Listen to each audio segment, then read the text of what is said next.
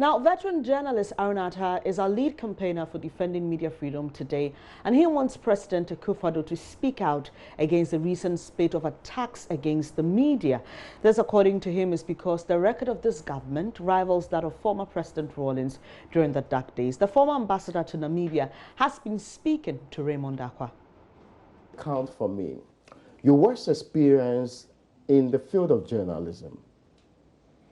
Well, my worst experience was when I got handcuffs on my wrists from about 11 a.m. to about 5 p.m. when I had been sentenced, and my wrists had gotten sore by the time I was put in my cell in Sawam. It was terrible. It was bewildering. I mean, you can't imagine what it means to be handcuffed. I mean, a criminal. You've just been sentenced to go to jail because of what you've written in a newspaper. And then it wasn't even for any criminal offense. It wasn't criminal libel. It was this other one. They call it contempt of court. I see. Yeah, the court set us free, but the one who wanted us to go to jail had power to show, moved it to the appeal court, and they said we're in contempt of the court. That said we were not in contempt. So we were jailed. But having said that, it was a good experience. The Arabs... Which year was this incident? Look, I've even forgotten. It was 1980-something or 1990-something. I've put it so much behind me that yes, I can't even put the date, but it's in the records. It's in the public records. So to be clear, this incident was, you were hauled before a court. Yes. That you were in contempt of the court. Yes. And the court set you free. Yes.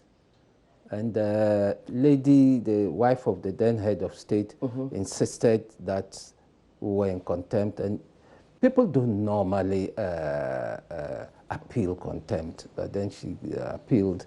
And then she got a pound of flesh, but life has since moved on.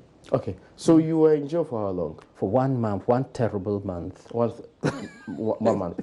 One terrible month. You described it as terrible. It must be a very terrible experience in this hour.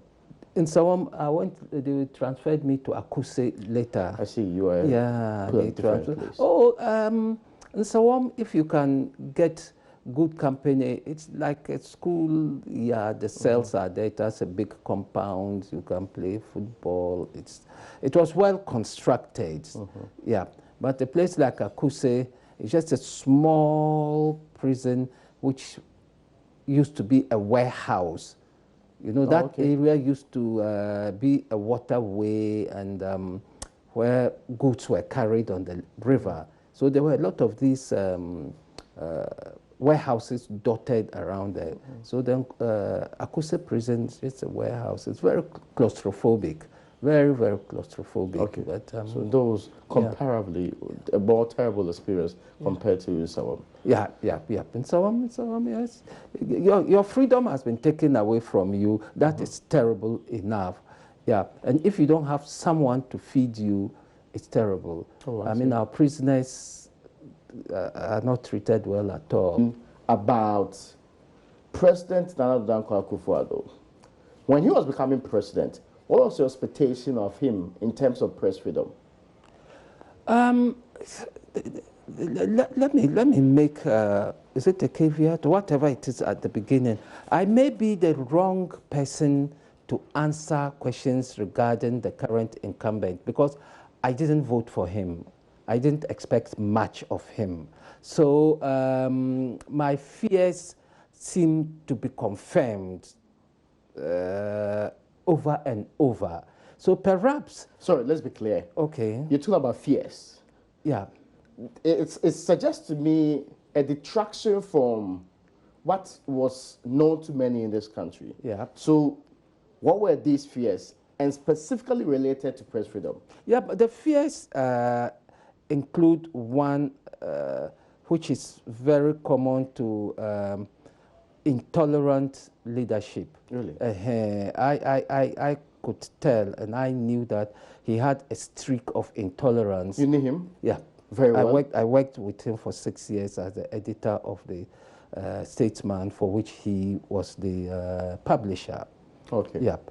And after, that's one thing. And then also I was close enough in his political rise to be able to make certain assessments. But like I'm saying, not voting for someone is not a crime, which I didn't vote for him, and I think everybody knows about that. And you are asking me whether you expected, because this is a man that the people of this republic know to be a human rights lawyer. He's gone to court. He's shown the evidence of same in court. Dr. Ekubebe is very clear in his mind that he's the man who led my case. So he's fought for freedoms and the space that we are currently enjoying in this case. He's one who went to the Parliament of the Republic of Ghana to actually ask for a repeal of the criminal libel law. Yes, that is history of. When I was getting into trouble as the editor of the Statesman and the Bushumtish Sam was sending us to jail almost every week, he was defending us. So I'm not saying he wasn't doing all these things, but I'm just saying that was my assessment. So even with the publicly known record of Donald Akufo-Addo, you didn't expect him to be... I didn't expect much of him. It's a basket. You see, you are telling me to just remove one thing from the basket. Yes. I'm just looking You generally were not expectant of much out of him. Promoting freedoms of the media? Or general freedoms in all of this? The intolerance, I know the intolerance would affect all these things.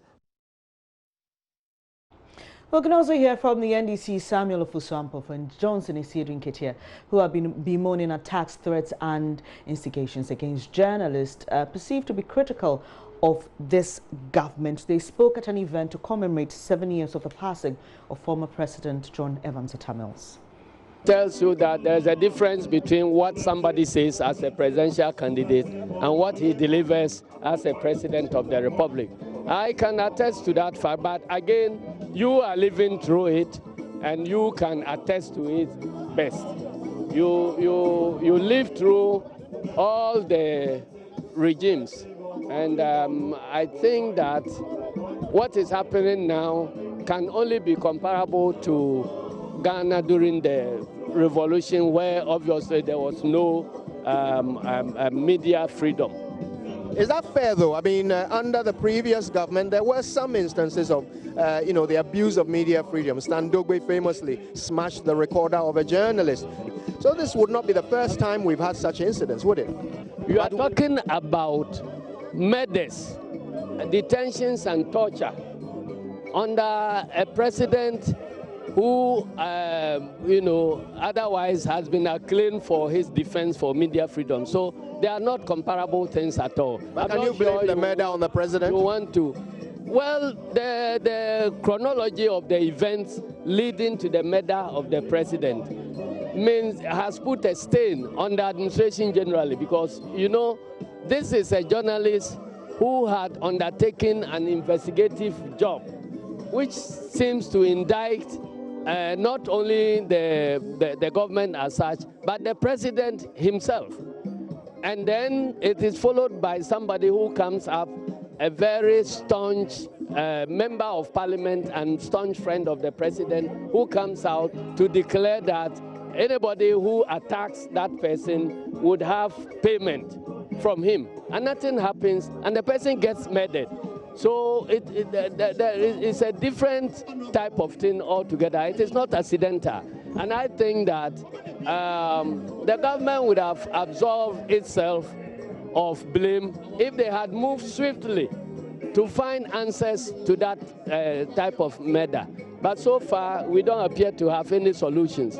And then you have another occasion where journalists are picked and, according to their own stories, subjected to torture. Torture belongs to dictatorial regimes. They have no place in a democracy. So, and torture also constitutes an international crime for which people can be sent to, the International Criminal Court and so on. So it is something that should worry everybody.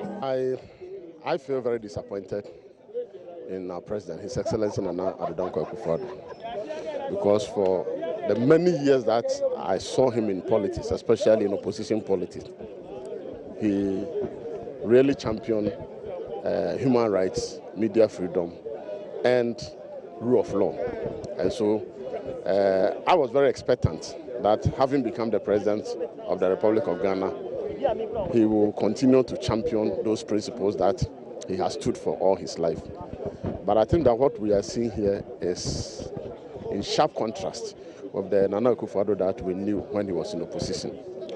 I believe that in opposition, he championed media freedom. He was at the forefront when the Radio Eye demonstration was organized, and Dr. Yakub was fighting for restoration of Radio Eye. And Nana Akufo-Addo played a very pivotal role. So it saddens my heart that he has now become a president, and under his watch, radio stations are being closed left, right, and center, and media freedom is under threat. Journalists are being tortured, journalists are being attacked, and journalists are being intimidated in all its forms and ramifications, to the extent that today, I am not a journalist, but I know that those of you who are in those noble profession would want always to look to your shoulder before you speak, because you don't know the next person who will be tracking you down. We have seen the attacks on the killing of Ahmed Swale.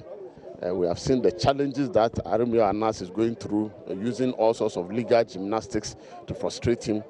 We have seen your very own Manasseh Azuri Awuni, who is a prolific journalist and investigative journalist, of course, and who is noted for the kind of things that he does best.